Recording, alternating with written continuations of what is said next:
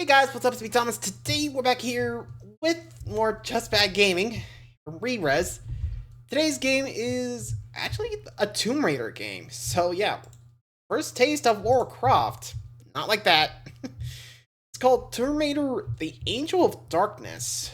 Okay. Don't know what to expect, but might as well just get to the mayhem and see how bad this game is. Be sure to like, subscribe for more. Hope you enjoy. Here we go. There it is. Oh, boulder. Look out.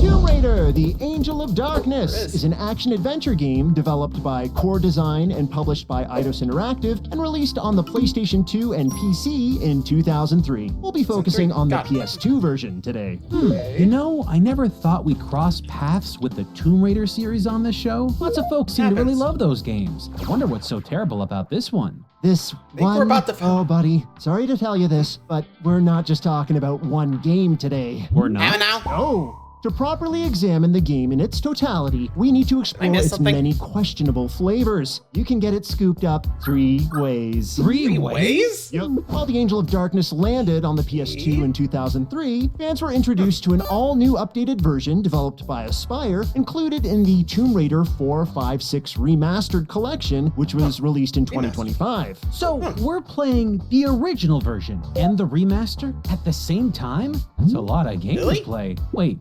You said 3 flavors. What the heck is the third? The third selection in the gnarly Neapolitan trifecta. In 2006, a few years after the release of the original game, we got an interactive DVD. Lara Croft for everyone. An interactive DVD? Like a game made for DVD players? No games console needed, just your normal DVD. You sound surprised, but DVD players weren't strangers to gaming. There were quiz shows, full motion video experiences, and Vinnie Jones Gone to the Dogs, dog racing for you and your mates at home, which is also apparently a game.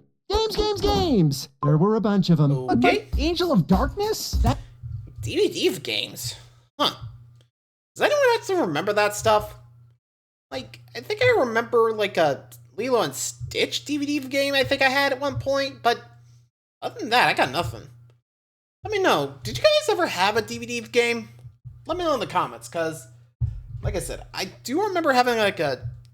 Jeez, it was like a... It was like Lilo and Stitch. It was like from the sequel where they introduced the experiments. Not Stitch has a glitch. That's... I think it was like... Sorry. I think they just called it Lilo and Stitch. It was like the movie that set up the series that we got on Disney Channel. You know? Where the experiments with Jumba were revealed. And, well, they released them to keep from Gantu, you know, all that. Just something I remembered, okay? So I don't know how deep of this game is, but considering we got like 3 versions of this game, something tells me this game's not gonna last long. I think. I don't know. But now I'm curious. Let's see. That's supposed to be a 3D platforming adventure. How can you play that with this? I don't know. We're being really thorough with this game. Usually we just pick the worst version and play that. We don't play all of them. Well, buddy, I think you'd agree with me that the last title in a series deserves an in-depth examination to see what went wrong. A video game post-mortem, if you will. This isn't the last Tomb Raider game. The franchise continued well after 2003. Yes and no, because this game is the final adventure in the original continuing narrative of the legendary Lara Croft. You see, after Angel of Darkness, the series saw a total reboot. You'll be seeing more of me soon on Xbox 360 and Xbox. So, after this game, we're not dealing with the same Lara Croft? Exactly, which was a big deal. For some in the 90s, the original version of the character was as impactful as Super Mario was. We absolutely need to understand why Angel of Darkness capped her initial run. This all started with Lara Croft's first adventure, Tomb Raider, a title that originally landed smack dab in 1996, just as 3D visual gaming was building to the prominence we know it for today. Lara was introduced to us as a very intelligent and capable protagonist who ventured deep into ancient, unexplored worlds. Each level felt real, like true aged ruins biding their time to reveal rich and deadly secrets. It was like nothing we had seen before. In fact, the first Tomb Raider title proved so popular that Core Design released yearly installments of the franchise. We got 5 Tomb Raider games in a row! 5! That wasn't a common release rate back then, and it lasted until the year 2000 when they took a big multi-year break to hunker down and design the very game we're talking about today. The Angel of Darkness. So how did this become the final journey for the original rendition of Miss Croft? Well, we're gonna have to dust off the hieroglyphs on this relic and find out. It's time to get strapped with twin infinite ammo gats and prepare for wild ancient wonders as we exhume Tomb Raider, the Angel of Darkness. Right out the gate, we've got an opening cutscene. Lara's being asked a pretty big favor from some random old guy. Help me, Lara. I need you to get something for me. I'm tracking 5 obscura paintings for a client called Eckhart, but he's a psychopath. People are dying out there. Handle it, Werner. Lara, please. Eat it, Werner. You walked away and left me. Get out! Oh. What the hell's happening?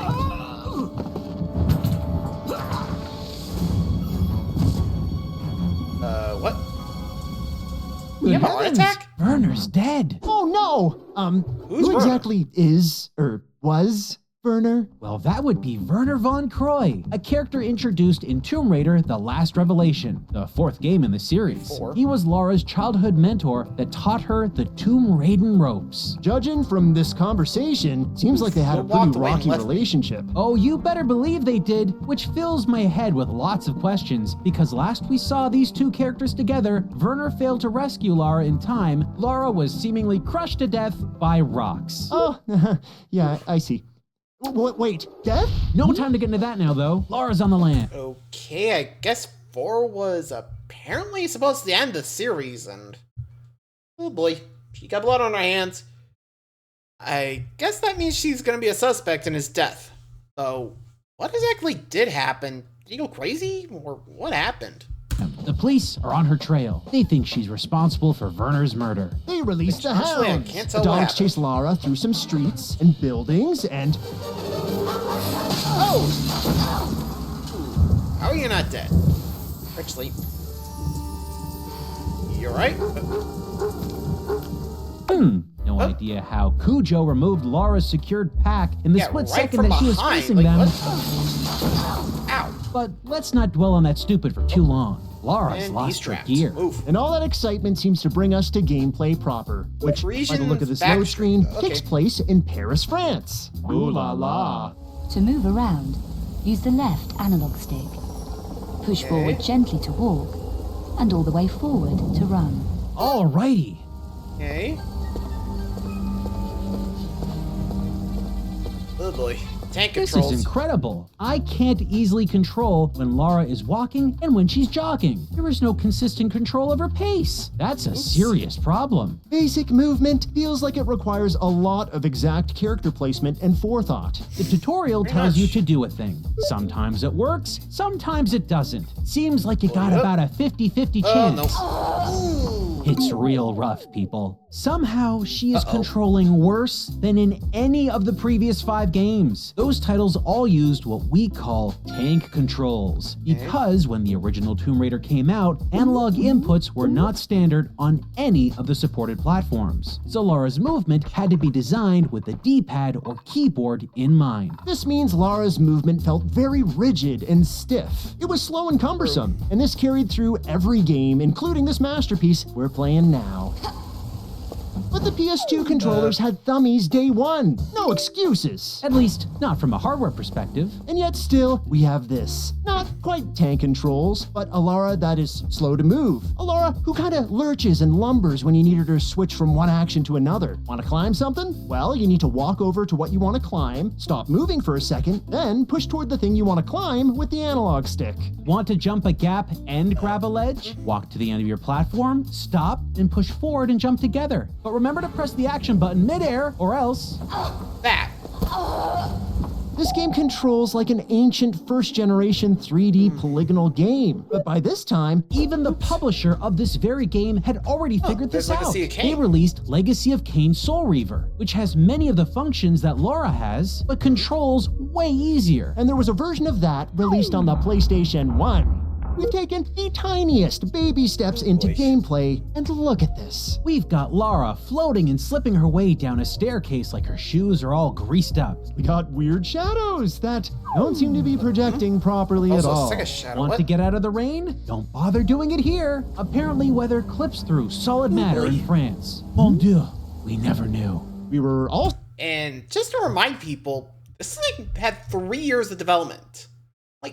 Like, and 1 through 5 were released like a year apart. This, well, between 5 and this game, 3 years. How do you mess that up? Like, seriously, you had more time between, like, games 1 through 4 in the exact same time. Like, how do you mess this up? Like, Second Shadow, what? My God. What is going on? How do you screw it up? so unaware that France houses unstable pockets of reality that warp space-time. What? Huh? Okay. The slowdown on this Flame rooftop raid, is anyone? really jarring. This game seems Ow. incredibly unoptimized for the PS2. Actually, how is it on the PC? all that's problematic. Enough to get us squirming in our seats. Maybe we should just chill out, get our bearings, and then plow through the rest of this clearly messy start. Sure, why not? Uh-oh. Uh-oh. What? Dog. Are we taking damage? From the... Wait, through the door? What? We did nothing wrong. We stood Lara in a freaking doorway. That's all. I think the dogs are on the other There's side no of the way door. this game is this freaking busted. There's a huge glitch within inches of where the whole thing starts. Lara spawns right there. How did you miss that? I think that was... Well, actually, was that intentional? What's hurting us? A phantom specter? Or a ghost? I don't know. That's not a ghost. That's me. bad code is what that is. Pretty Okay, much. time out. Let's switch it up. Put on that fancy upgraded remastered version. Sure thing. Okay, Here we remaster go. coming up. Better? This looks like a safe area. But I need to find a way out. This is a remaster? I don't really see any difference. Did they redo any of the visuals? Sure It's they not. did. This is the original graphics, and this is the remastered graphics. I mean, some of Really those different. textures look sharper, I guess. But what about the controls? They must have fixed those, right? Well, let's have a look at the old menu here. Uh-huh. Tank, Hey, modern. check this out. Modern controls. Cool. That means we'll have a better time playing Angel Let's of see. Darkness now. Yeah. Yeah. Nope. No Nope. fixing something that's broken, huh? Well, Whoops. back in PS2 land, we're still burdened by a tutorial with more Okay. hiccups than a hot sauce expo. Seriously? I mean, they could at least try to give us something that And nothing resembles a fixed? tomb Oh, while we learn the jeez. ropes. Get our raiding legs in Lara's natural element, you know? But nah, we're stuck watching Lara awkwardly waddle around and slowly interact with objects in a boring old apartment complex. Here, we get to the first Okay. section of the game where we really need to hang and climb around. Don't keep me hanging around. I need to reach the roof before I lose my grip. Lose her grip? Wait, what's that in the top left corner? Is that a Oh. grip gauge? Why don't I I remember think Lara that's having one stamina. of those in the older games? Because she never did. Oh. Wow. You Now are free to she- explore without a shrinking stamina bar demanding you rush around, which is good in a game where you need to thoughtfully think your way through puzzly platforming spaces. But it looks like we still have puzzly platforming stuff in Angel of Darkness too. What's the Oh, point boy. of limiting Lara's grip if we're dealing with a similar style of gameplay? I'm gonna hate this game real good. Great. Extra pressure to zip through spaces in a game that controls like a narcoleptic rhino zooming down a ski jump. If you thought it couldn't get any worse, we climb out onto a rooftop platform, Crowbar? snag a conveniently placed crowbar, and I need to shimmy to that walkway. But I don't think I'm strong enough yet. Not Strong strong enough? enough yet. What do Lady, you mean? what? Why is that even a thing? not sure. Let's explore What do you some mean by more. that? Maybe we can make it to the other side over here if we try and climb across real quick. Wait, that Running out thing... of grip stamina. Go back, go back, go back, go There's back. no time. You're gonna fall. Oh. Oops. Oh, guess we can't go across that ledge. It's too far. Right, okay. We never Up did we use go. that crowbar that we nabbed, so let's see if we can put it to good use somewhere. There we go. I feel stronger now. Oh no. I feel stronger now. I think I see what's going on here. What? Hold on. Let's head back to that climbing space Wait, are we we going died again? at a second ago. Wait, that thing's... What? We made the climb! Wait, we made the climb? Is that what Lara Ow? was alluding to before? I feel stronger now. Is there some upgradable strength system built into this game? An RPG muscle leveling system. Are you kidding me with this? Well, Why? this is the tutorial, I guess. I imagine this is gonna be all kinds of fun as we progress not through really. this game. To hug the wall whilst moving in stealth, press the action button when I'm standing next to it. No. This game incorporates stealth Well? too? Excuse me if I seem a little skeptical of this actually working, as I'm pretty sure Lara was having problems grabbing a frickin' ladder a minute ago. Yes, she is. Oh boy. But yep, it's true. We got stealth. With the click of a button, Lara gets into a stereotypical sneaky person Oh stance. god. Sneaky, Not sneaky. sneaky, Not sneaky. sneaky, Not Crouches. sneaky, But I and is could crouch apparently lower than super duper that. effective. Look, the enemy doesn't even register She's Lara's right on him. existence with her head Like, how do you physically not clipping through his feel that? arm. That's primo stealthing right there. I'm curious what the heck the Well, Demon this Eve looks game nice and looks like busted. now. How about we check in on the remaster to see how they fix this? Did they? Shall I go straight on or climb that ladder? What Right the on. heck? Did they incorporate a completely different training section? Gosh, it's got to be better, right? Let's I see. can clear those railings easily. It's different, I'll give it that, but it's not working any better than what we've and seen still in the bugs. original version. Lara be bugging out. How can a remaster of an underdone game feel like a whole other layer of underdone? how? Criminy, Lara ain't even touching the freaking barrel she's moving. Look, still got the exact same grip stamina bar problem too. Don't keep me hanging around. I need to reach the roof before I lose my grip. This whole new training area in the remaster actually seems more confusing than the one in the original the version walk we just button now? played. This is the first jump and grab moment presented to you in the remaster, and it's pretty high up. If you miss, you'll fall and lose health, forcing you to climb back up and do it again. And if you do it enough, Dead. Lara pieces out on the streets of Paris. this is not Oy how a vey. training section should work. The sequence should not risk the main character's life. At least put a pool at the bottom of the drop to break her fall or something. It's not.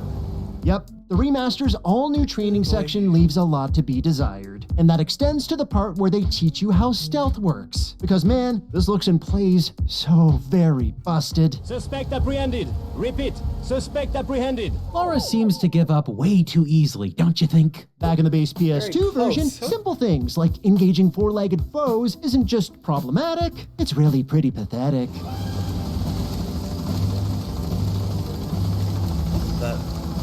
Even attacking us?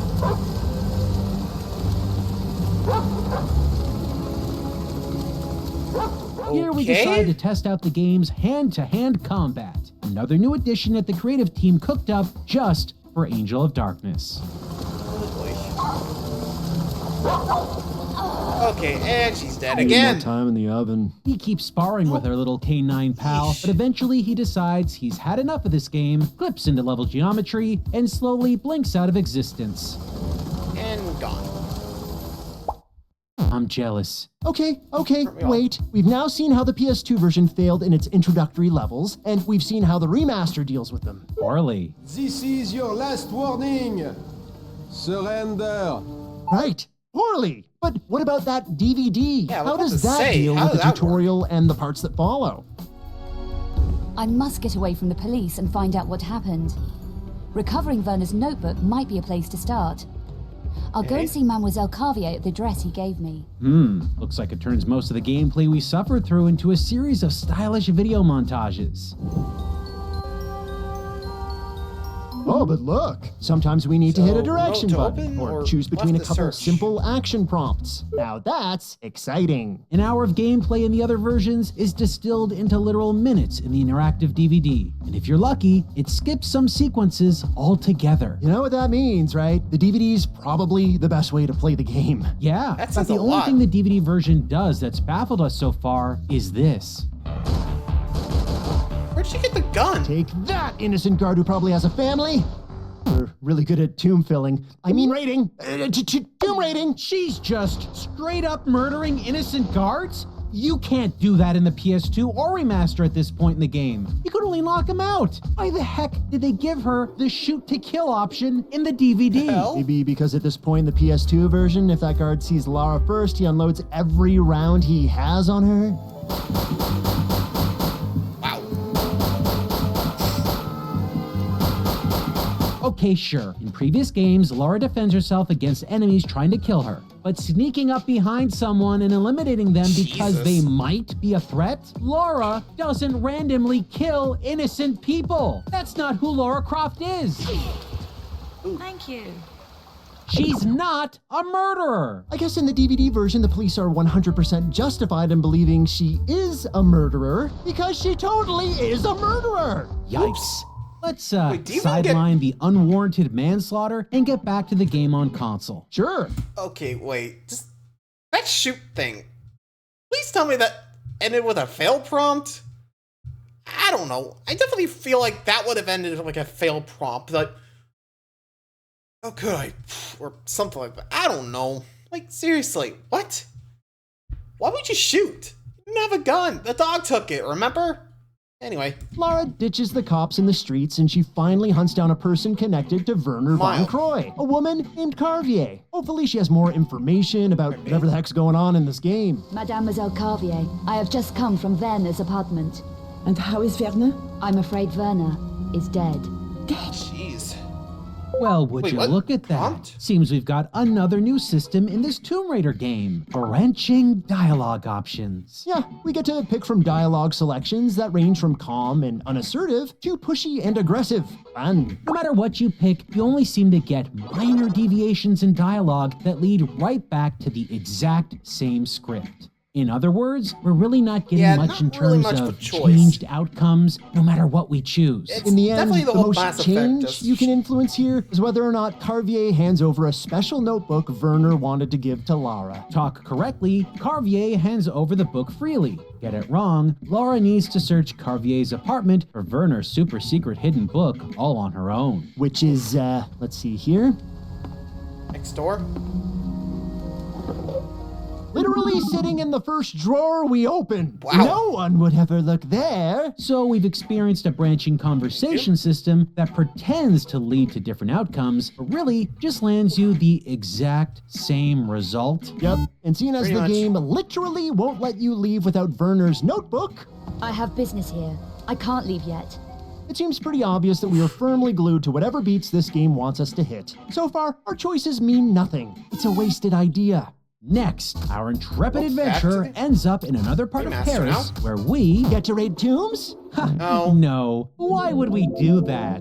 Instead, Lara finds herself in a Parisian ghetto. She needs to run around and talk to regular old NPCs. Werner's notebook made reference to some seedy businessman named Bouchard. We gotta Bouchard, go okay. get info on that guy. We get to try the branch and dialogue system on a bunch more people. You have a lot of choices to make as Lara, but none of it means much. As a positive in the remaster, the NPC models have been upgraded significantly. The idle animations? Not so much. No matter who you speak to and in what order you talk to them in, you're pointed to a single place, Bouchard's nightclub. Bouchard isn't there. Instead, we're looking for some MacGuffin in order to advance the plot. But before we head there, let's talk about these fancy Parisian streets. This place is great. You got stacks of money just lying around. Leave and come back, and the money respawns. Infinite moolah. Ooh, and look over here, free candy. Don't eat the candy. Lara Croft, studious upbringing, master explorer. Peels half-wrapped chocolate bar off City Street, saves it for later. There are a few different buildings to check out around here too. Like this cafe where we see this guy. No clue who this is yet, but sure looks important, doesn't he? Oh, don't get too close. He seems to be casting some sort of fancy magic spell. I think he's probably supposed to be turning the pages of his newspaper. Oh, well, then that's just sad. Yep, gotta admit it though, you can get some pretty flattering camera angles in this place. Très magnifique. Continuing to roam the streets, we gotta talk about the loading around here. It can be totally unhinged. There are moments when you don't walk more than a few steps and you're hit with a solid 15-second wait time. A few more steps after that, And load again. another 15-second load screen. Look at this. It's merciless. We don't even have We're a just map. dealing with a Where are you couple supposed to tiny go? streets here. Can we just get to that Bouchard guy's freaking nightclub already? Right. Fine. We'll sneak in through the back door and... Oh, bad news. Looks like security's pretty tight around this place. And we'd be totally intimidated too, if the guard's IQ didn't rival his shoe size. And he's stuck. I think we may have been a bit generous with the whole shoe size remark. Oh, and he can't even get out of the room. Our mission is to search this club and retrieve some parcel that was hidden in a broken light fixture. Should be easy with these morons as guards. You're saying?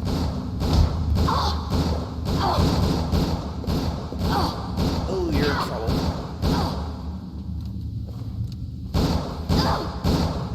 That didn't go as planned. I don't think this game really wants us to use the stealth approach. It's pushing us more in the gun down everything that moves direction. So far we've been dealing with the enemies by using a combination of stealth and Lara's fancy new hand-to-hand combat skills.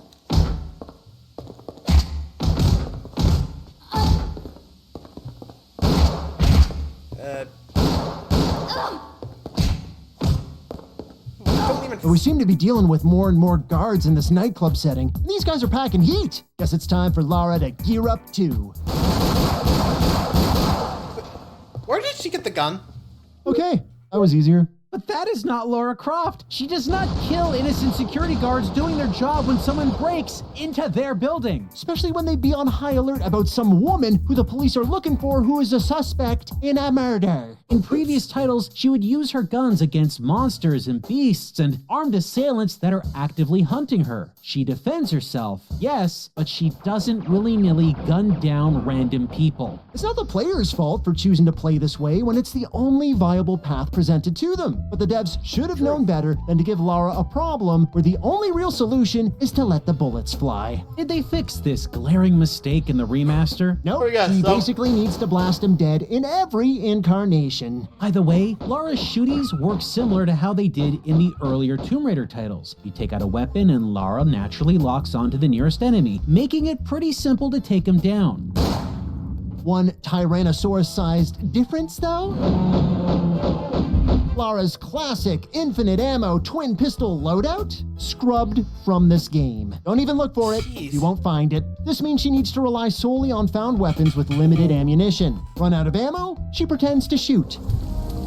Really? It's stupidly endearingly stupid. As a fan of the Tomb Raider games prior to Angel of Darkness, I know those earlier titles had extra weapons you could grab that had limited reserves, but this whole nixing the double guns thing, it's kinda sacrilege. By default, Lara packs twice the heat and doesn't count bullets. It's her thing. You're telling me it was so synonymous with the character that Lara was featured with dual pistols on almost every game cover to this point in the early 2000s. And that includes this very game! What? Oh man, unbelievable! The front cover, right in there. The back cover, and hey, even the freaking gameplay screenshots. This is just insulting. Luckily, according to marketing material, they reintroduced the dual pistoleros in the remaster. So she starts right out the gate with the double pistols. No. Have we found them at any moment during our playthrough at all? No. Oh. Great! Back to the task at hand. We activate a light show that also activates problems with the platforming. Like we mentioned earlier, it never feels like we have an absolutely definitive way to make Lara do the things we need her to do.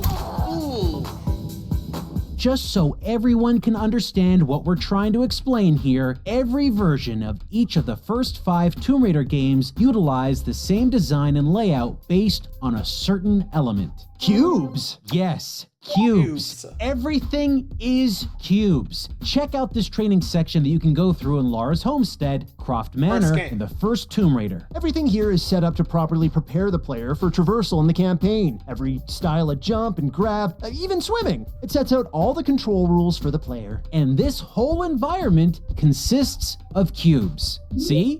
These give you an accurate sense of distance, both vertically and horizontally. And once we started to notice these things, we couldn't stop seeing them. Even the movable objects you'll find are cubes. It's all cubes, people. Cubes. Like Neo seeing the code in the Matrix, you'll begin to see the digital Legos that make up Tomb Raider space. Whoa. This consistent world design is created to handshake with the game's controls, which, though sluggish and heavy, almost always play nice with their surroundings. As long as you abide by the movement rules that were taught you in the manor. Exactly! So, no, Lara doesn't move as free or smooth as, say, Super Mario in his inaugural 3D outing. But once you know the control rules, apply them, you start to understand the cube level design, the game actually plays pretty well for an early 3D adventure game. The controls, the cubes, they just go together. And what did Angel of Darkness go ahead and do? They abandoned the heavy emphasis on grid-based cube worlds. Look at this place. We're cubeless. We still have objects we can move around, push and pull, but nothing locks to a cube-based grid like in the original games. And yet, despite all of this change, we still have a lead character that moves and controls similar to how she did in those cubed zones. We get it. This is a new game on a new generation of hardware. It's not unreasonable to assume they'd want to try new things for the series. But if you're going to ditch a world ruled by cubic design for something a little looser, and by gosh, Lara has got to have drastic changes to the way she moves as well. In addition to the clashing mishmash we just described, there are a ton of readability problems in these levels too. Interactable objects often aren't clearly telegraphed, and we don't always know where Lara is supposed to go, or even if she's physically able to go to certain places. Like here, we make this jump over from the scaffolding perfectly the first time. All good. Later, we had to reload and redo the same jump, and she doesn't make it. And she doesn't make it. Again? And she doesn't make it. What are we doing We're left wrong? scratching our heads wondering what we're doing wrong. I swear, you feel like a wizard anytime you make it through even the simplest platforming puzzles in this game. But at least we make it to the top eventually, one step closer to getting through this miserable area. Finally. I'm not strong enough. Again? Are you serious? We can't open the door. We spent all that time and scrambled up all that scaffolding How am I supposed to for increase this? it now? I'm not strong enough. Should we backtrack or something? I feel stronger now. 4 steps away. The solution to the door problem was 4 steps away. Wow. I feel stronger now. Was that supposed to be a puzzle? Why would you introduce a door that seems like a progress gate only to have the solution be 4 steps away? What's the point of even having the door locked for the player? I feel stronger now. But look! Lara feels stronger now. Feels stronger? I don't care how Lara feels. This upgrade system has 0 bearing on 99% of what we're actually doing. Oh, but our stamina's improved. We can hang longer. In the sequel to the games that never had a stamina bar and we're all the better for it? Can we leave? Thank you. If there's an ounce of sanity in this madhouse. We finally get what we came for, what turns out to be this little box thing. And then we deal with more super smart security personnel.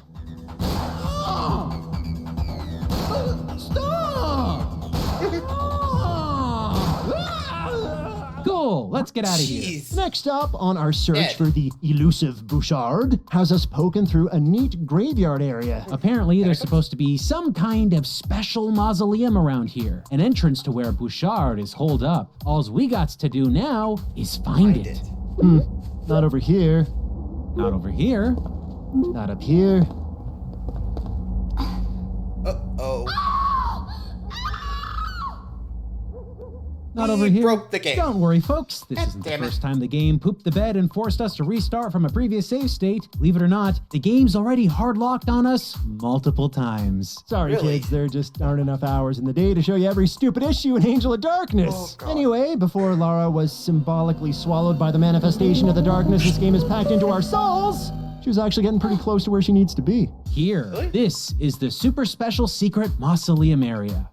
Looks like we'll probably need to push this huge stone angel statue, and then we can head on in. Yes, I'm not strong enough. I'm not strong enough. No, it. I'm not strong enough. Mother fricker.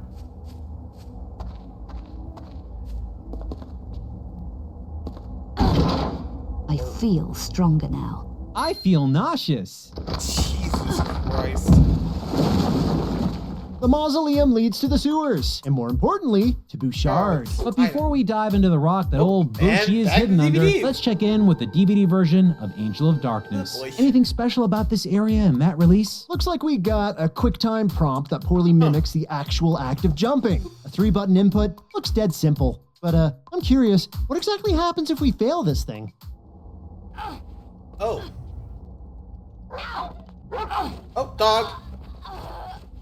They couldn't have sprung for something a little bit more impactful than death by butt chomps? Oh no, my butt's being bitten! It's being bitten so bad! We take it back. The DVD's worse. It's much, much worse. Back to the PS2 and Bouchard, who we finally find. This guy's got loads to say. So much so that we have to deal with more branching dialogue. Lara asks about her dead acquaintance Werner, but Bouchard seems intent on giving her the runaround. I remember, 4 weeks ago, wanted to take a coachload of Japanese tourists to see the Mona Lisa.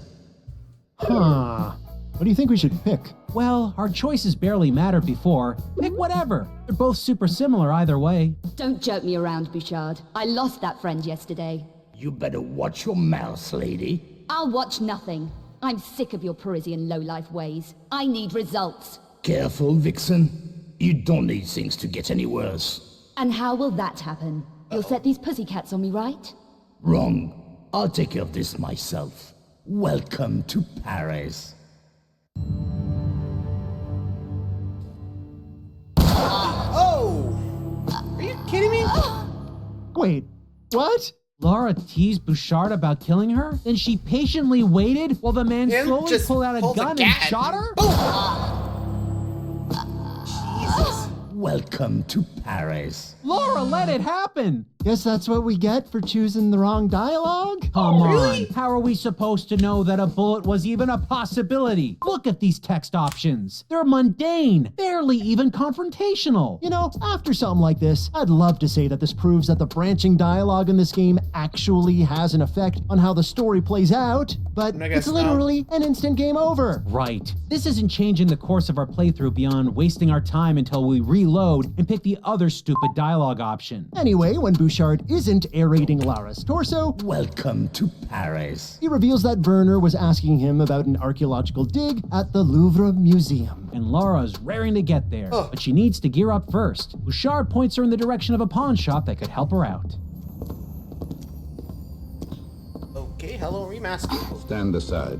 Rude. Well now, he looks too dumb not to be the bad guy, doesn't he? We get to the pawn shop and it's in shambles. The owner's been killed. And look over here. The place is totally rigged with explosives. Maybe we'll just grab a couple things while we're here. You think that's a good idea? Damn it. Never mind. Ah, crap. Let's get the heck out of here. Oh, oops. Well, they got the explodey part. They just forgot the whole boom, kaboom, blammo thing. Yeah, no sound effect. Yeah, I was like, reload. Let's try it again. God damn it. Maybe we can, like, crawl under the gap in those motion sensors. I guess, no. Nope. Didn't think you could make an explosion less exciting than a soggy piece of bread, but they did it. Don't worry, folks. We eventually figured out that there's a hatch in the floor. A hatch that we can use to get away from all those nasty old explosives. What? You gotta be kidding me! Look, fellas, I can do explosion or I can do boom sound. My packaging lies about dual-wielding pistols. I mean, what do you expect from me? When we get the heck out of the pawn shop properly, there's another cutscene. Hey, it's the mysterious newspaper wizard we saw casting spells at the cafe.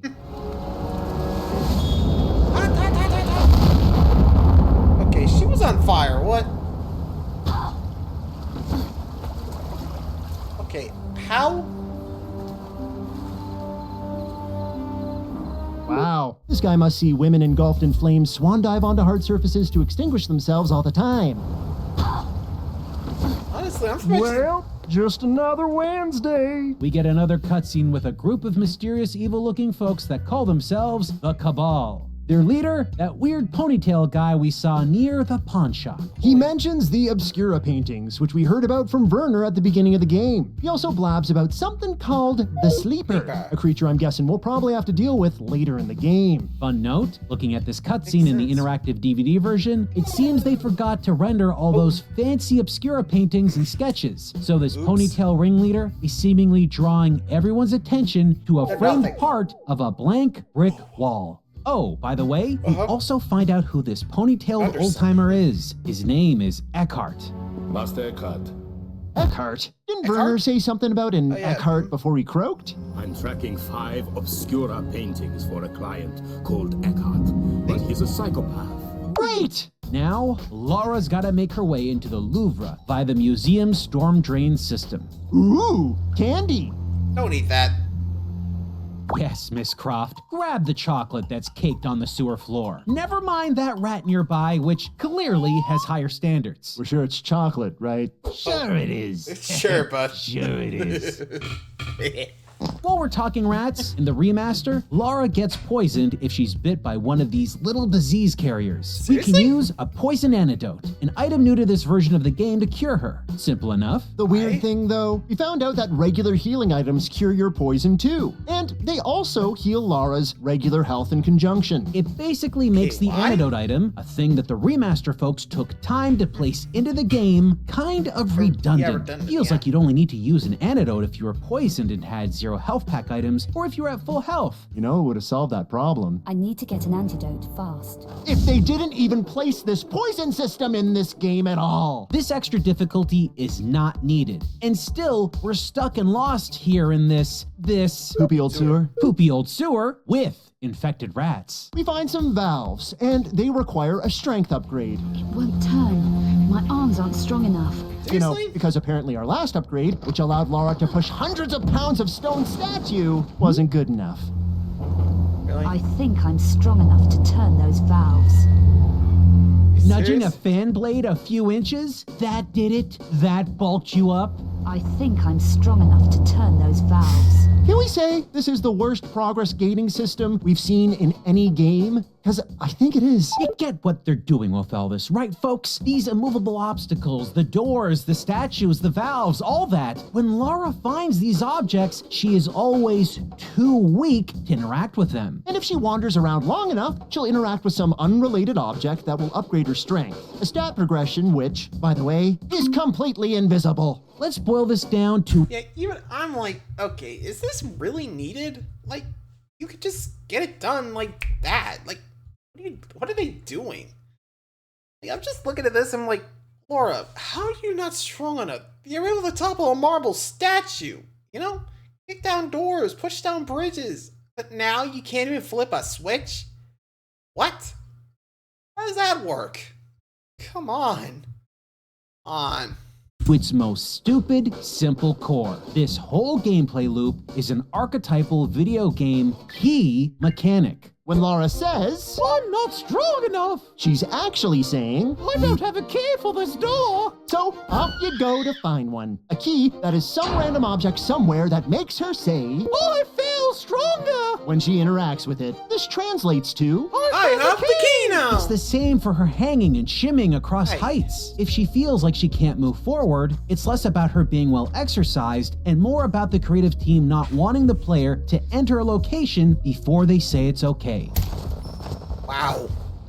So, we're forced to explore every area in this game while the same utilizing the team worst that created invisible all the game other, system we've seen like, in Tomb Raider any game, Tomb Raider right? game ever. This whole section Seriously, feels like how? bloated busy work. You turn a valve or flick a switch in one place just to be able to do the same thing in another, and so on and so on. And to add to this, the game has several point? forced camera angles that actively hide places you're supposed to go to or things you're supposed to see. Purposely making spaces harder to navigate or understand isn't fun for the player, it's frustrating. I mean, we do experience some moments of levity here, but I don't think they're intentional. I can smell oil. I'd better be careful.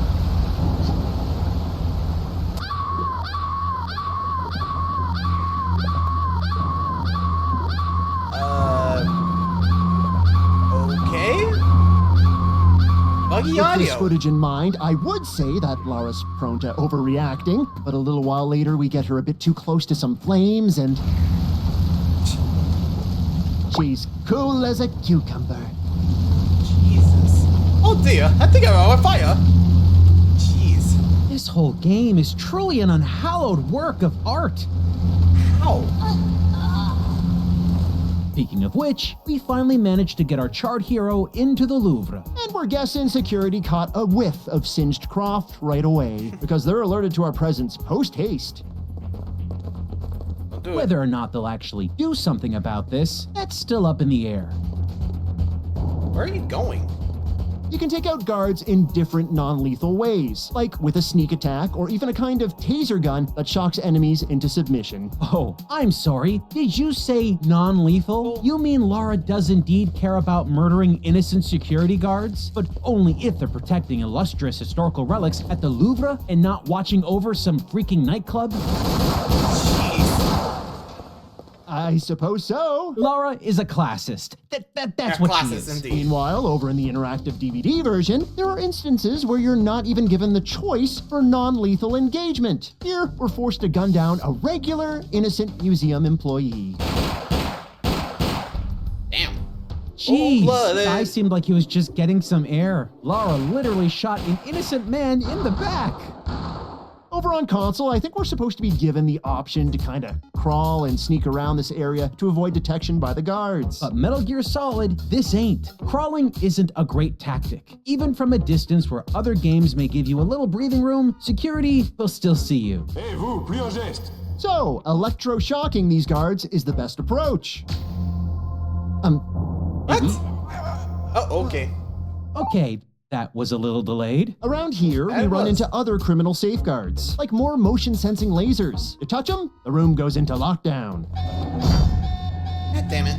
You gotta be real careful as you move through. It's super easy to trigger these lasers at any point. If you do, you gotta reset the system and start all over again from the beginning. With a character that moves like a department store mannequin, Oh, god damn it. this ain't easy. We managed to get more attention from security in here. And well, I hope these guys don't get overtime pay. Jeez. Just. Hey, and look at this. The guards don't even trip the freaking motion sensors around here. That's not fair. How's that even possible? We've had plenty of gripes with enemy interactions in other levels. Man, I'm not and we sure how feel that like works. we're seeing a new low around here. Imagine being stationed in the Louvre to watch over priceless artwork, and you think your time's best served staring at and walking into A wall. large wooden door. Bright as a lump of coal.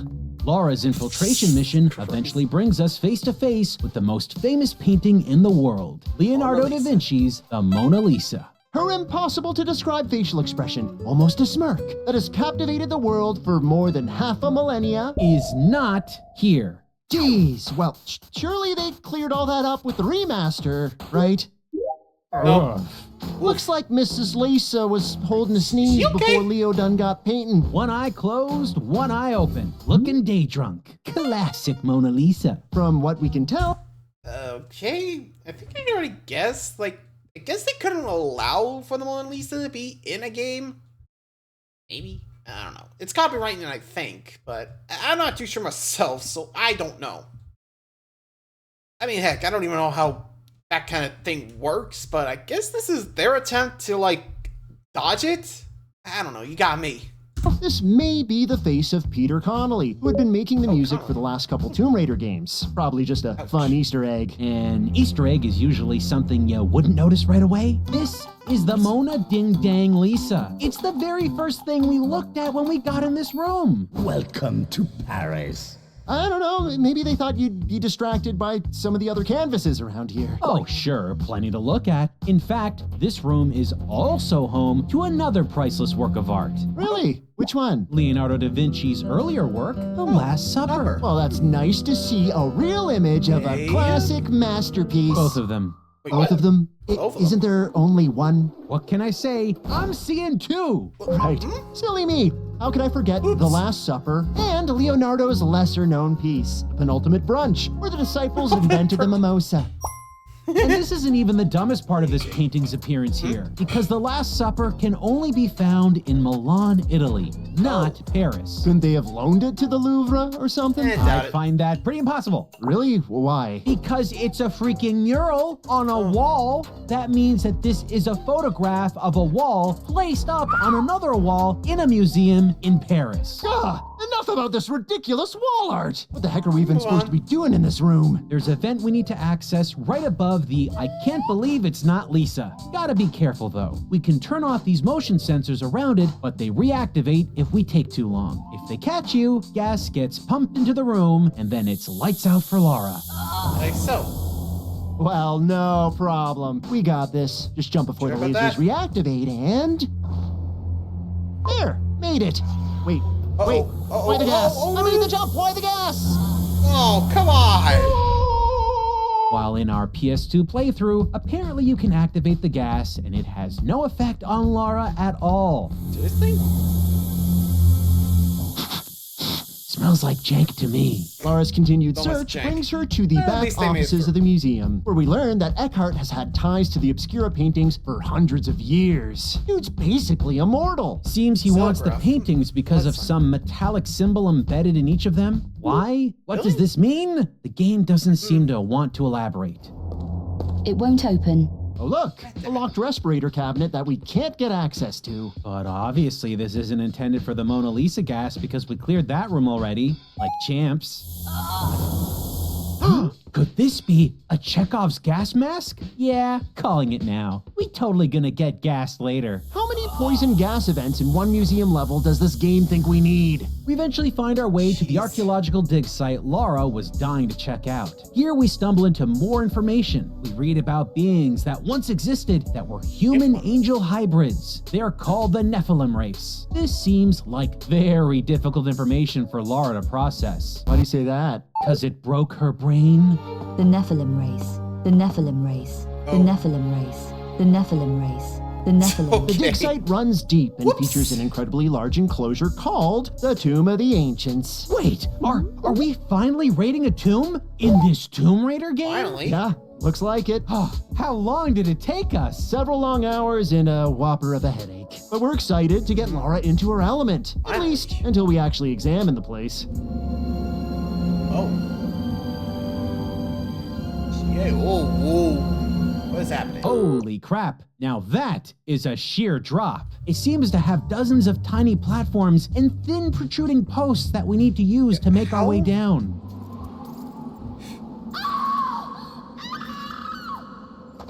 Ooh.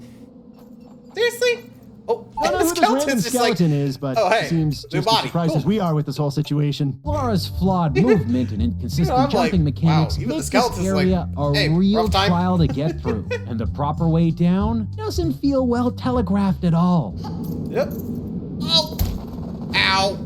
We've got And climbable again- wall textures that blend in with all other surroundings, and even when you think you know the right leap to make, it takes too many attempts to properly And land goodbye. on anything. Again. Yep, if you're like us, you'll find you'll need to save spam after every successful hop or ledge grab. Any brave soul that tries to complete this section in one unbroken attempt will Good luck. find only pain and misery.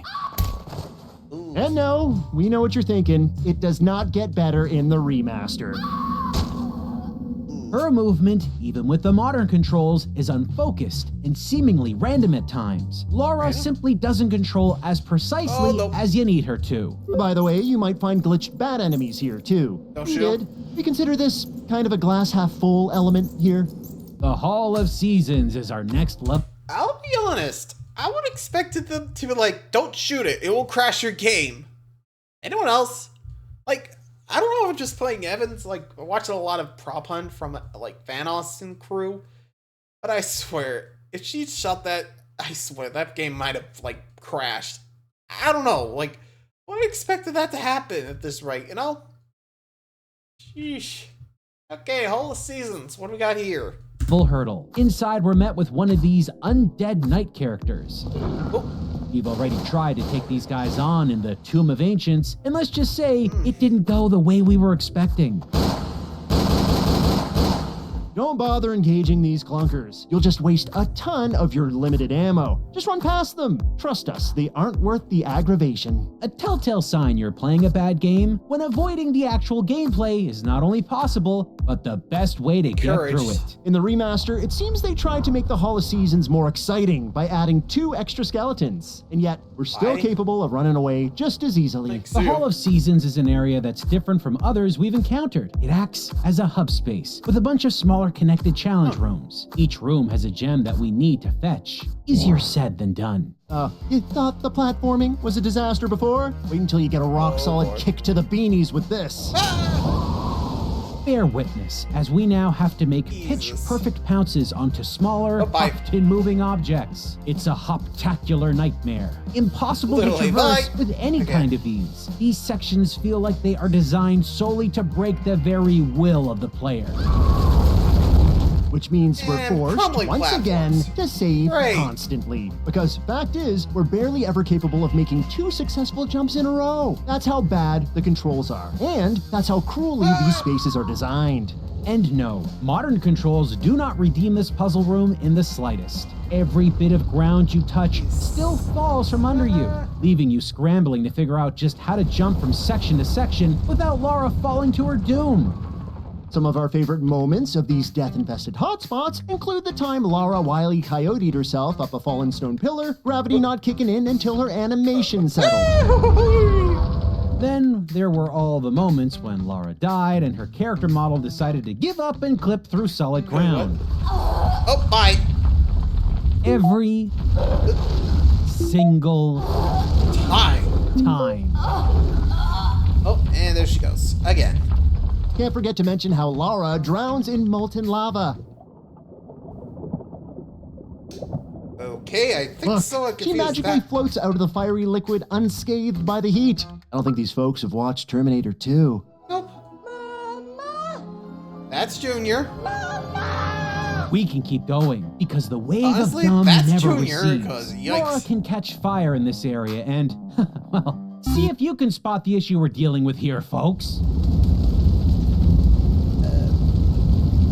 Any health loss? Am I seeing things right?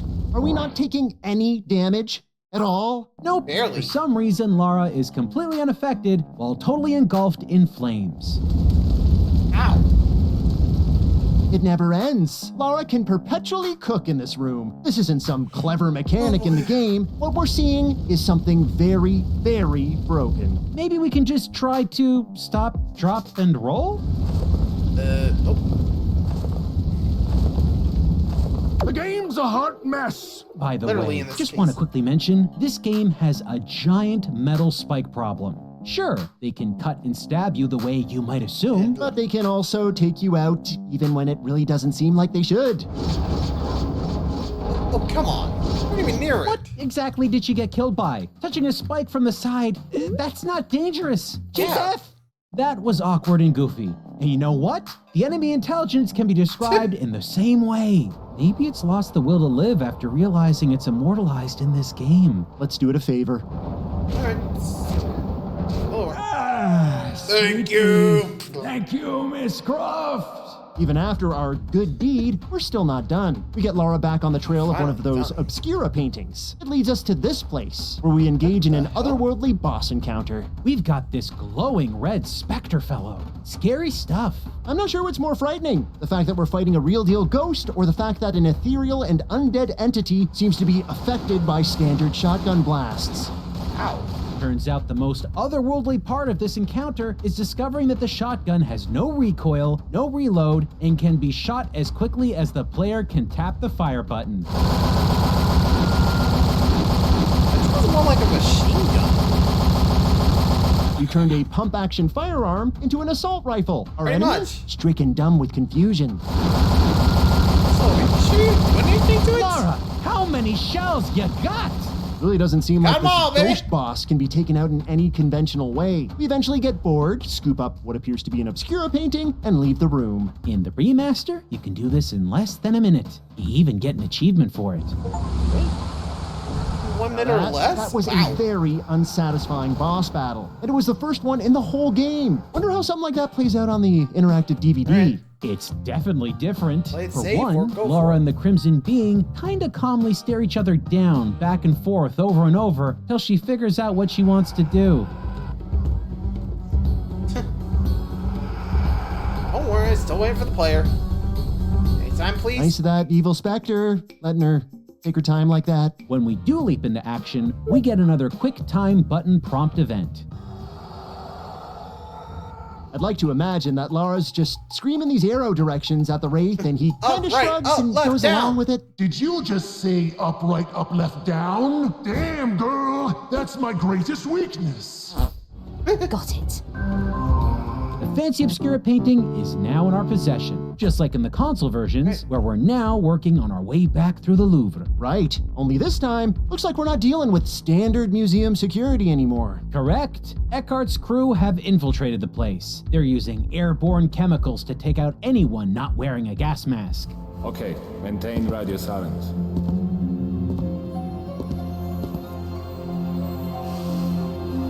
You have your targets. Move out. Except that guy, who, I mean, he should probably be dead, right? Yeah, no kidding. I is big strong man. Muscles not need fresh air. This green cabbage flatulence is nothing. Can't breathe.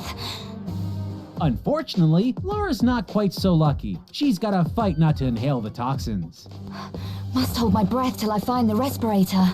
It'd probably help to stop talking, Lara. We're pretty sure we heard a couple real solid inhales while you were blabbing. Must hold my breath till I find the respirator. Hey, buddy, you smell that? Smells like Chekhov's gas mask to me. Back to the museum offices! Might have been better if we could have just picked one up originally kidding. instead of breathing in toxic fart smoke this whole time while we rush back to get one. But hey, now we should be able to handle this whole poisoned air situation more effectively.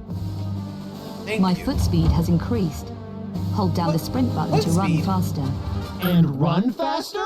How Seriously? does that work? Gas masks make Lara run faster? faster? What? It made sense with Lara's arm and leg upgrades. They were tied to objects that made use of her arms and legs. There is no logic here. Upgrades can just happen whenever for whatever. It's a magical system without rules or limitations. Dumb, dumb, dumb. Lara's fancy sprint ability doesn't even feel all that well implemented. She has problems juggling her zippy movement, turning, and keeping a firearm equipped at the same time. Rushing out the Louvre, we have another encounter with that mysterious male figure we've spotted throughout the game. And things get, well, physical. Okay. Oh, once it's steamy, The I guess. man unarms Lara, taking away her classic dual pistol layout, which, we should remind you, we still have not seen anywhere in this game. He also nabs Lara's Obscura painting. And turns out we were right about this guy being a wizard of sorts, because it seems he can control a toothed, rounded weapon with some kind of magical aura. Ouch. Suddenly, Eckhart's men are upon them, shooting bullets that only seem to go through the glass display case directly beside Lara, leaving the glass in front of them curiously intact. Wow, that's an oversight.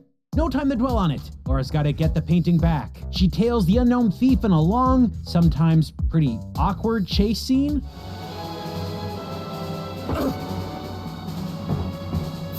Only to find him unconscious moments before she gets knocked out herself. What the heck? What knocked her out? It's all nothing. Lara is knocked out by an unknown assailant who seems to switch shapes. What? When Croft comes to, Bouchard is asking her to get up and follow him. Laura's confused. Understandably, where's the guy she was chasing? How did Bouchard find her? Let's hope we get answers. Laura wants to head back to Werner's apartment and Bouchard agrees to take her there. But when Laura heads in, we see that Bouchard may not really be looking out for her interests. She's inside now. You can send in the cleaner.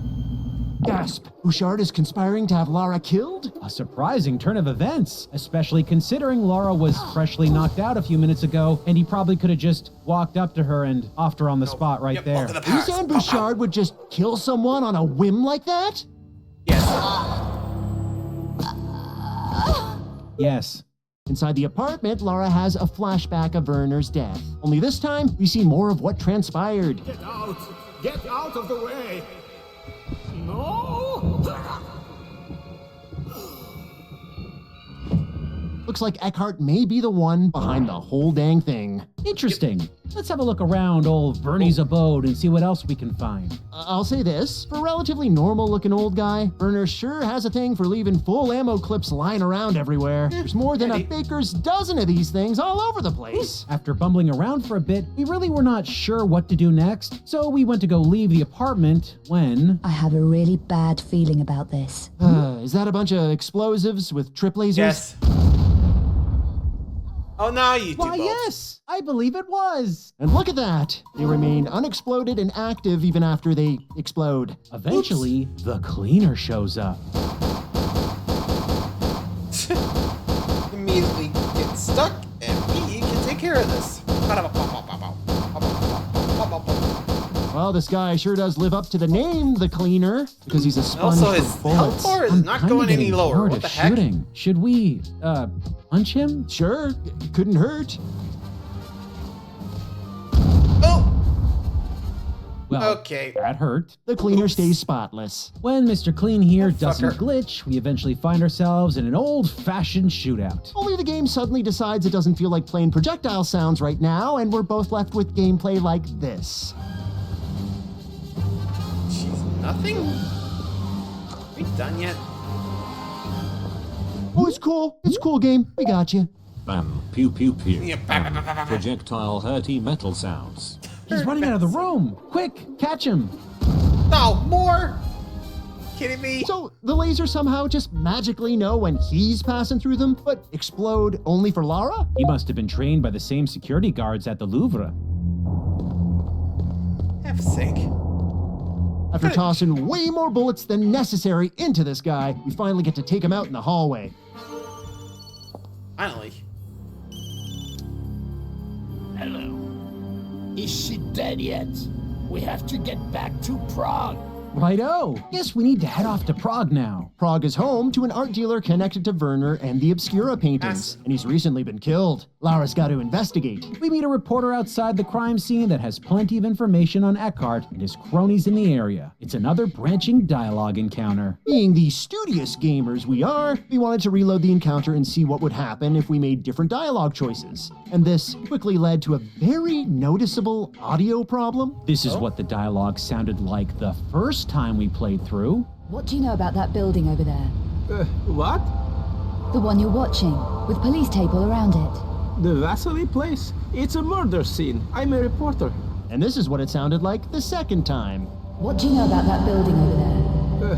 What? The one you're watching, with police tape all around it. The Vasily place? It's a murder scene. I'm a reporter. It's like the dialogue is being run down a well or something. No idea why this is happening. We gotta admit, it's pretty entertaining. Angel of Darkness is an endless glitch treasure trove, and Prague is clearly no exception. Any curious adventurer is going to run into problems eventually, like right here. Random people on the street shooting our protagonists for seemingly no reason and who are dreadfully bad at it. Not even close. You'd think this is a one-off encounter, but his cousin seems to work down the street.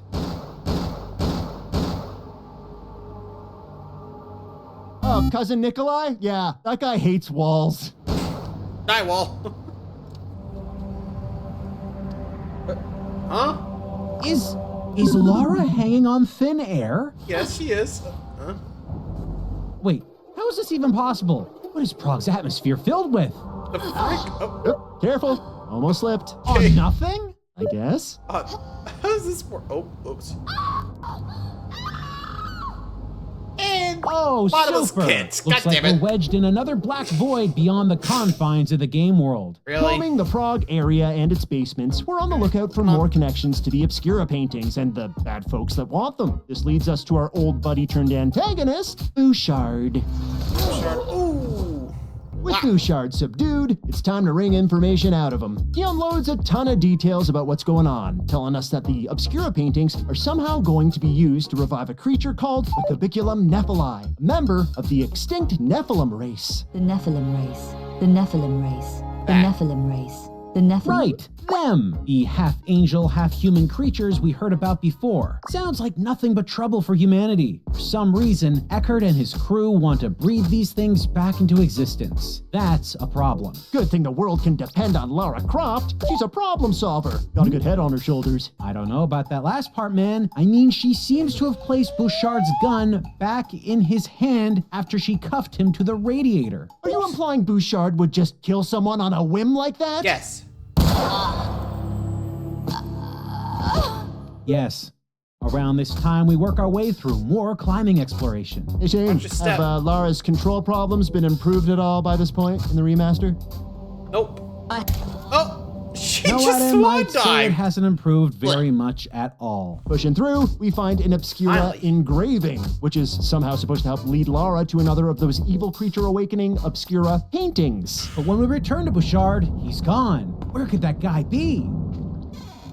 There he is. Oh.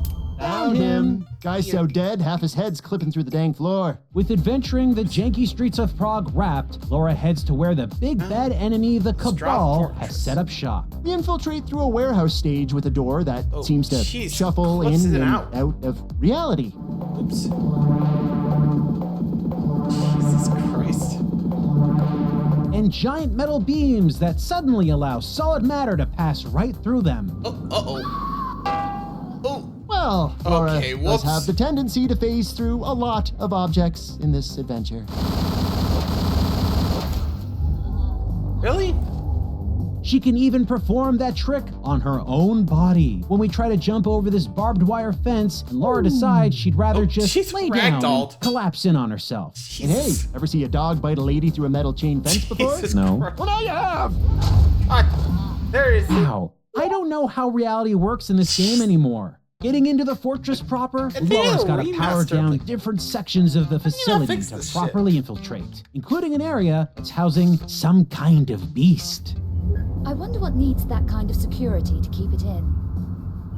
Gee, Lara, there's no possible way it's something dangerous or unsafe. Oh, better unlock them big old security doors. Nothing bad will happen for sure, probably, maybe. He ain't coming.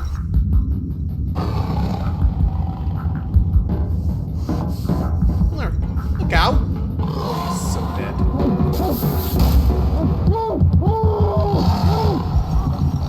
Oh.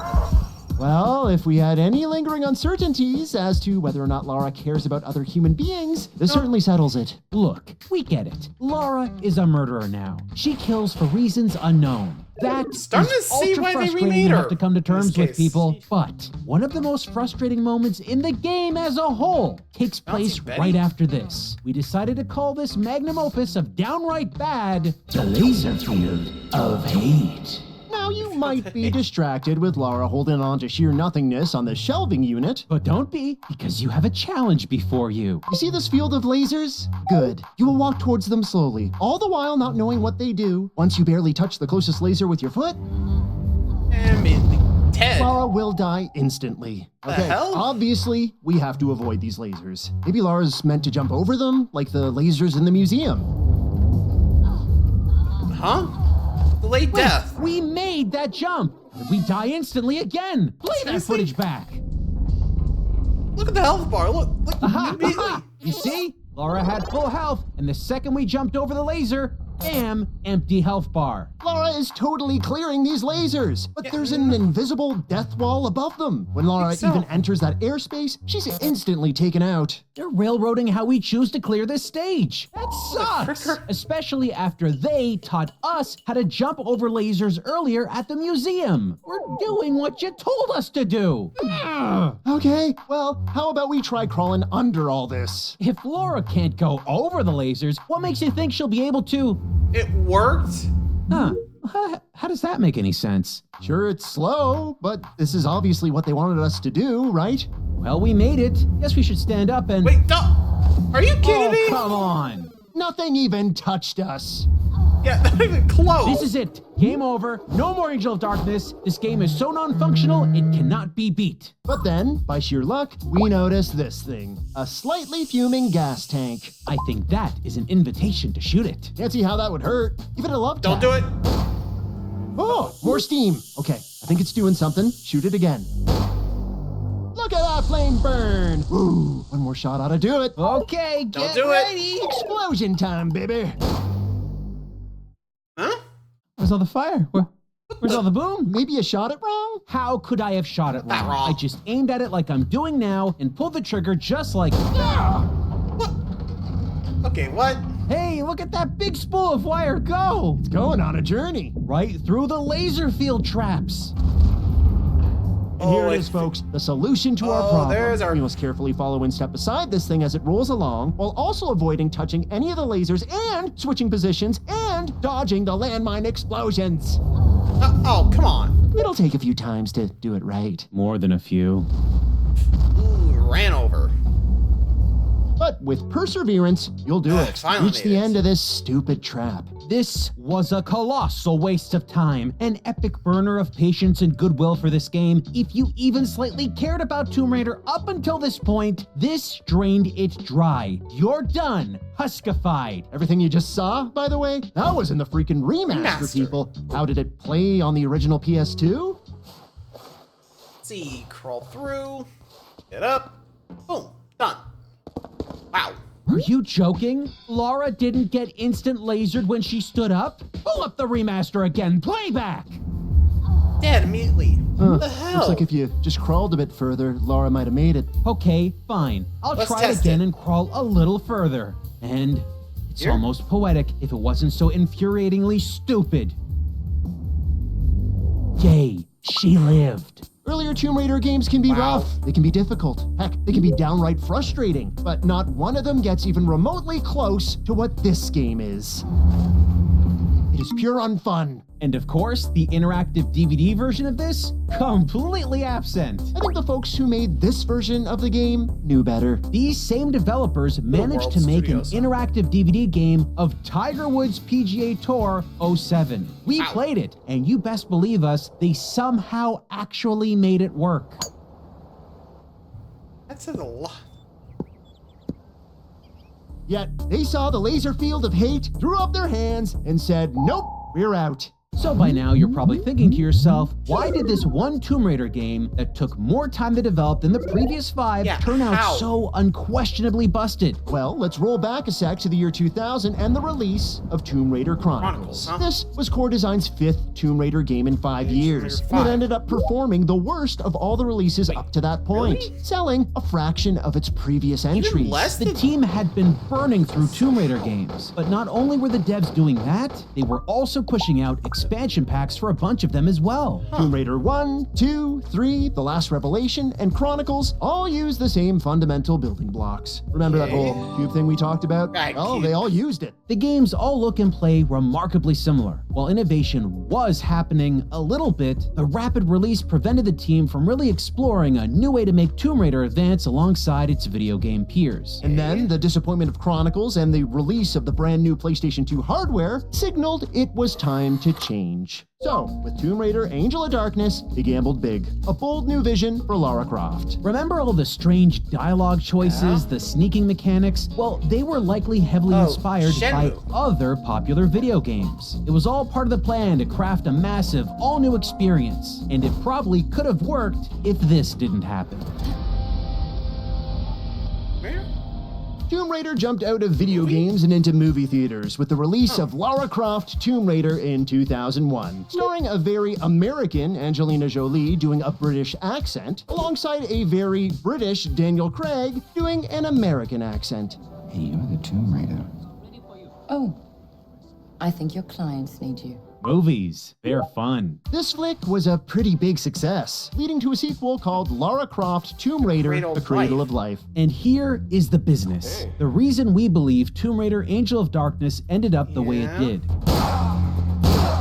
That sequel film was set to be released in 2003. While core design likely needed more time to finish the game, the leadership over at parent company Eidos Interactive probably didn't care. They seemingly pushed the game out before it was done, just to cash in on the sequel movie's success. So, while core design was working hard at making the largest Tomb Raider adventure yet, with new systems, graphics, controls, and tons of new features and concepts, the whole thing was cut short. It was tossed out to the public severely undercooked, cementing the game's legacy as a broken, buggy mess. A tragedy for sure. Speaking of tragedy, back in Angel of Darkness. Huh. So that explains things. They were trying to capitalize on the movie. They were like, hey, get this out. I don't care if it's not done. Get it out. What the hell happened? Like, okay. Honestly, I would have been like, oh, we got a movie coming up? Okay, and a sequel? Okay. Make sure we play test that thing. I don't care if it comes out after it. Make sure it works. You know, just say that's how it should be done. But the fact they saw it and were trying to get it before it comes out, like, would it be easier just to, you know, wait for it to come out afterwards so it built on the hype of that? I don't know. I mean, hell, I'm surprised they didn't do that for the first Lara Croft movie. You know, just saying. Like, at that rate, you'd think they would have waited. You know, let the movie come out, see how it goes, and, you know, see if there's still hype. Release the game, you know. I don't know why they were trying to release it before the movie comes out, but what? How does that work? Anyway. Darkness, we find ourselves stumbling across a chain of overly long gameplay set pieces that are neither fun or worth talking about. But we do accidentally find something deadly swimming in the water. Oh, what the hell is that thing? What's this thing trying to do? Gum us to death? Oh, I think it's trying to eat us. I think I feel sorry for it. With Lara getting further into enemy territory, we see Eckhart and his goons losing their cool. The ponytailed big bad feeds one of his crew to some sort of weird pod thing. What is that?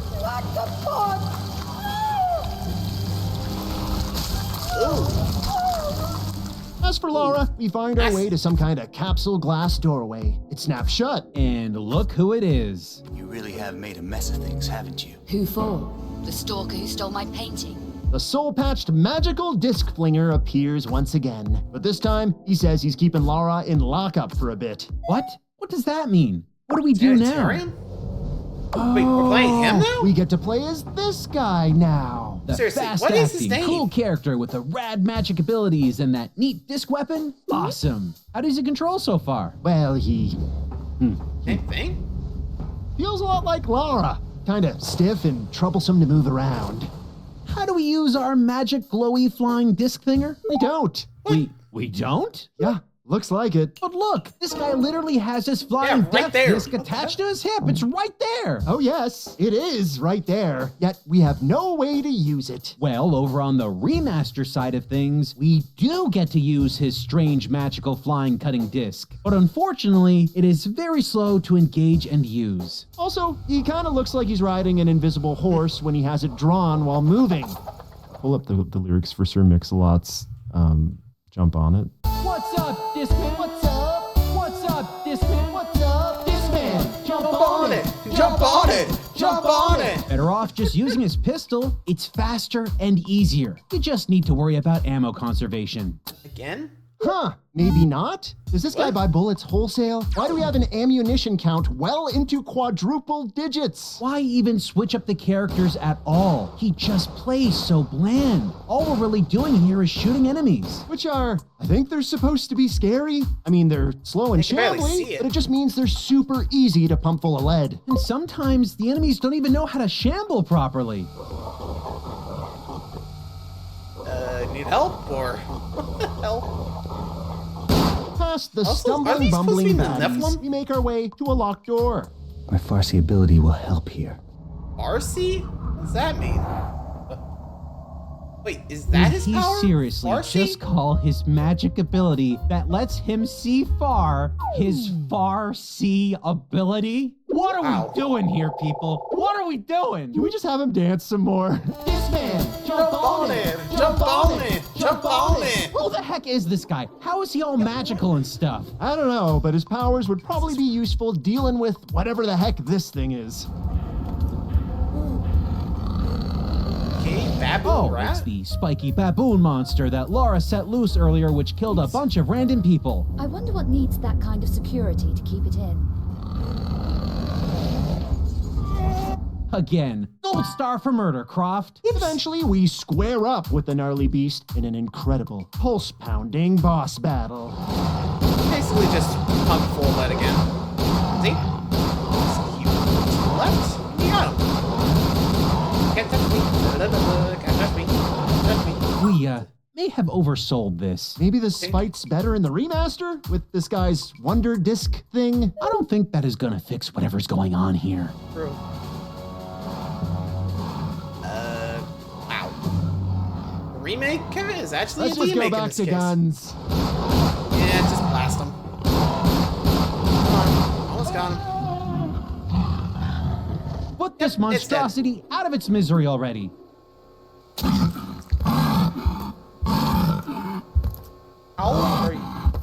How are you still alive? Oh, never mind. Now, you folks at home may be curious as to how the interactive DVD treats this whole Magic guess. Man Nowhere? character switch-up section in its version of the game. Right. Well, when we find it, we'll let you know. Because in multiple playthroughs, we never changed characters in this area on the DVD. Not ever. Somehow this is proving to be a better game because it barely includes the original game in it. I don't know if that's incredibly funny or incredibly sad. How about we get back to Lara on console proper? Glad you came back to save me, stranger. Name's Curtis. Lara.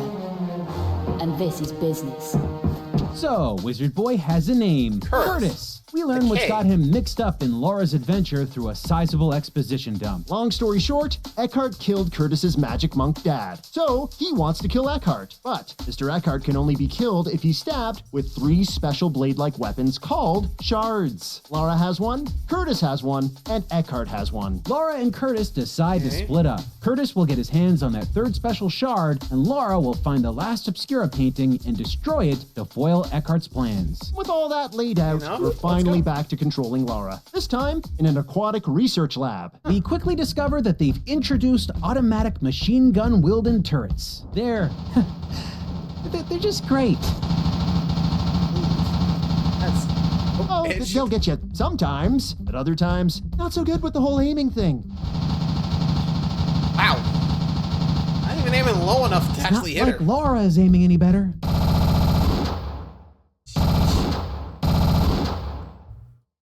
Ow. I don't even... What? Ow. Seems the longer we play this thing, the more the threads start to unravel. Yeah, it's breaking apart. Bye. Okay, great. Let's move on. When we leave the lab, we get a cutscene of Lara changing into a wetsuit, which we all know the creators disgustingly included to show off a couple of Lara's notable assets. The dual pistols, which, again, are never used in this freaking game.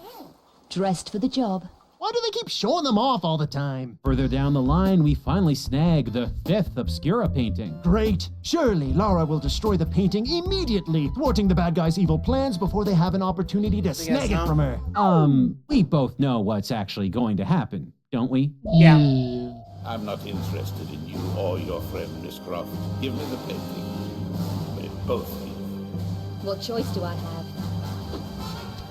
Curtis and Lara are momentarily reunited, only for a huge and gross-looking enemy to be unleashed nearby. Curtis helps Lara get out of the area, tossing her 2 of those fancy Eckhart-killing shards we mentioned earlier. Looks like Curtis and this big, sharp booger monster are about to duke it out. This boss fight is pretty frustrating. We spend a lot of time firing at it wildly as it spits up neon projectiles. They don't really seem to hurt us much at all. Until they randomly do? It goes from tiny chip damage most of the time to completely draining our health bar out of nowhere. Like that? Yeah, that does not seem to be programmed properly. Neither does our boy Curtis, whose leg animations get, how can we describe this? Pinwheely whenever he gets properly knocked backwards. Yeah, that looks nasty. Oh. But don't think this gets any better in the remaster. Our boy's flying disc attack is more useless than ever. At least he has an ability to cast a mystical force field on himself. I'm sorry. A force field? He's magic, don't you know? As if things weren't weird enough, back in the original version, our character model decides to get locked in a state of perpetual death and rebirth over and over and over again.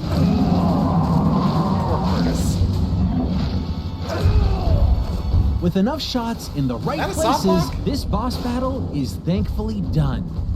Whew, finally. That wasn't so hard. As you. What the? Behind you. Give me a break. There's more? Now I gotta deal with Bug Lady. Die. Okay, stop now. Curtis, I think it's dead, buddy. Yeah, Curtis, you can stop. Thank you. Are you serious?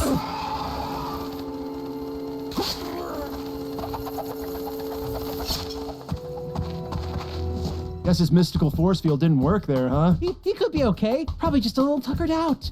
Nope, he did. Yeah. Back on the DVD version, this battle is actually the one time you'll get to play as Curtis. Really? You're joking. Is it sad, like how this whole thing wrapped for the guy on console? Nah, it's a different kind of sad. Oh?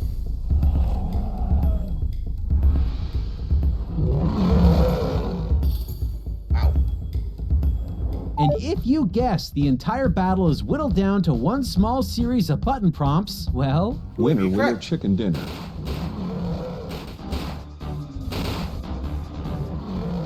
On the bright side, the boss doesn't have a second form here. Oh great, then Curtis doesn't get gored by its second form and die. No, he still dies. Oh, mother... Can we toss the DVD and get back to the main character that matters? Yeah, totally. Well, looks like we're dealing with another set of tunnels smattered with death pits. Joy. This time our platforming requires us to pull back a lever and make it to the other side before a gate closes. Timed platforming? In this game? Even the thought feels like a criminal offense. If we ain't moving forward, we're heading backward. Let's give it a shot. Oh, and goodbye. Off to a good start. Okay, definitely gotta jump sooner. Oh, what? Also, gotta do it faster. We can get to the halfway point, but Lara refuses to land this second jump. Son of a bitch. I mean, we can make it if we crawl at a snail's pace and use every little space at our disposal, but by the time we get to the other side, the gate's always snapped shut. Damn. So, what do we do? I don't know. There's gotta be something we're missing here, man. Let's try doubling back. Wait, let me guess. You're kidding me. There's a second pathway here? How the heck did we miss that the first time we came down this hallway? I don't know. All the garish brown textures kind of blend together and hide the path from view. And what's even over here? My legs feel stronger. No! Wait, no! You're kidding me! Another key? This tiny upgrade jump was here the whole time. Sake. Now Lara can jump further? Why wouldn't Lara tell us we needed an upgrade while we were in the other room? He could have informed us that we were underpowered. Right? This upgrade system actively been doing worsens that the for the whole gameplay game, experience of but an now already you trashed can't. game. Especially if you're completely unaware that you need a freaking upgrade to move forward. How are you supposed to know? You could be stuck trying to accomplish something for hours. Something entirely futile. All because of how poorly some of these upgrade moments are telegraphed. I hate this entire system. My legs feel stronger. Maybe I'll make that jump. Salt on the wound, Lara. The time to tell us we need an upgrade isn't after we already got the dang blasted upgrade. How can a video game be this dense? I have no idea, and I want out. We gotta be rounding the bend on this whole thing, man. Please. Where's Eckhart? About a dozen stupid Lara deaths away. Okay, we're nearly there.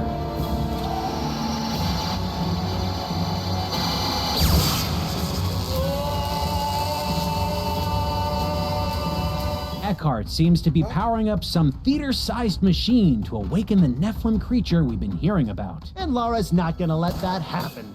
She interrupts the proceedings and reveals one of the fancy shards capable of ending Eckhart's immortality. It is my destiny to breathe hell on earth. You are nothing to me. Do you know, it's gonna be a real pleasure to shut you up. Our battle with Eckhart finally begins, and we're off to a bumpy start. It doesn't seem like we can damage this guy at all. Eckhart spreads waves of hurdy magic through the shield walls of this encased area.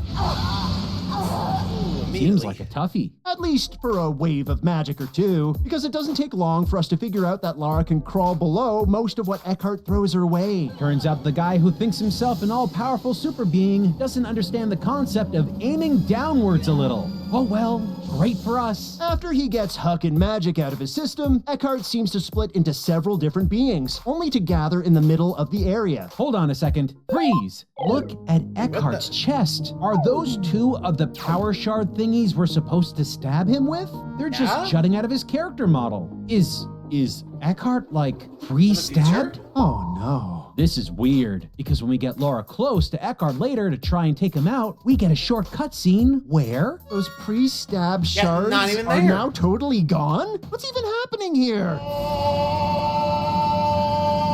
Okay, so we all saw that, right? Eckhart's character model should have just one shard handle sticking out of his chest now, right? Yes. Nope. Oh, look.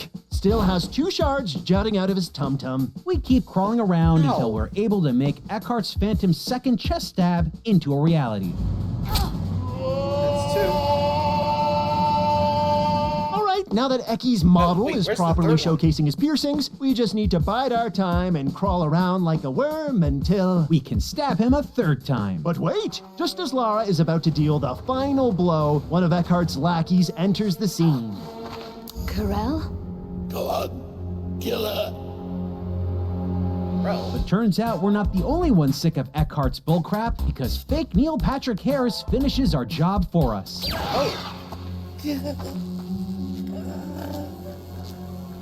Unfortunately, our celebrations cut short. The great work will be finished. I'm offering you the chance to become part of a benign new order in the world. You are kidding, right? This new fella wants to wake the Nephilim creature as well. He was just using Eckhart to his advantage. Not only that, but apparently he is in fact a Nephilim. He's been shape-shifting all along, helping Lara throughout her journey as different characters in the game. That guy is a Nephilim? Why is he trying to resurrect a race that seemingly doesn't need resurrecting? Buddy, you're right here. You exist. The quest is over. He just proved that he could shapeshift into any human form he wants at will. In theory, couldn't he just transform himself into a very, very good-looking human, woo some folks, and make Nephilim babies? Remember, folks, That does Nephilim seem are like that. angel and human hybrids. Yep, So Persian this turkey. logic checks out. I mean, this was Eckhart's plan. He was gonna make one to make more. This whole surprise Nephilim twist is more dumb than the plot that came before it. And that was already really Very dumb. dumb, yeah. Would it surprise you if I told you this revelation culminates in another boss fight? Not in the slightest. No. Here it is, a Nephilim being, the ultimate life form, unstoppable power, and it just circles us, shooting projectiles that miss all the time. Okay. Yep. Seeing why they went and stick now. All right, humored him. Can we end this? It takes a bit Are of we figuring done? out, but eventually we climb to the top of the room and say goodbye to the big bad sleeping Nephilim creature.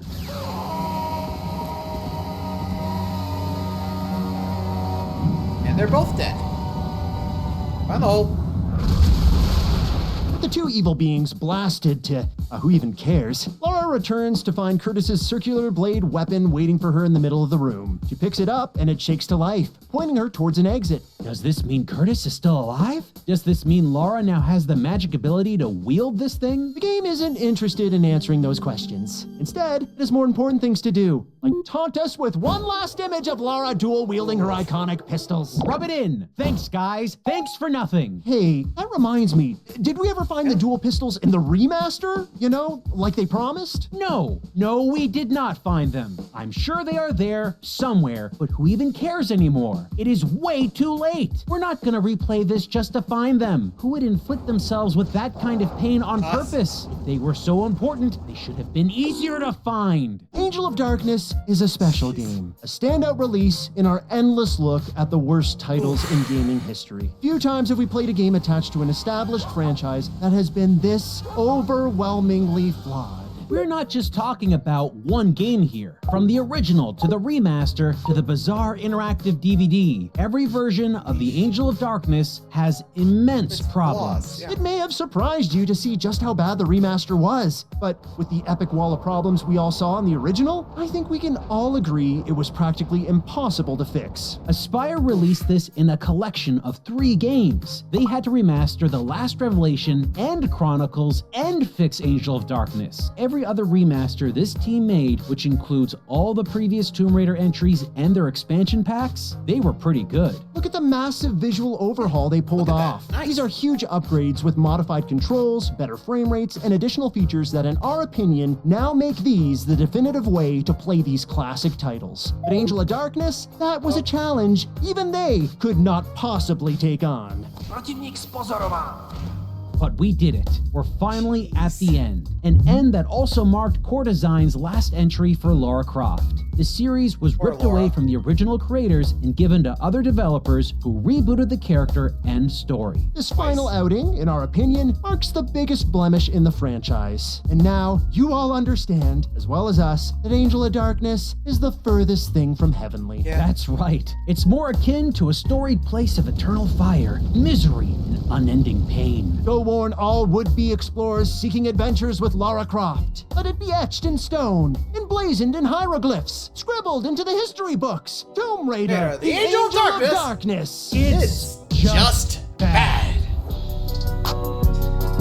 Yeah, honestly, even I could see that. Like, jeez. Oh.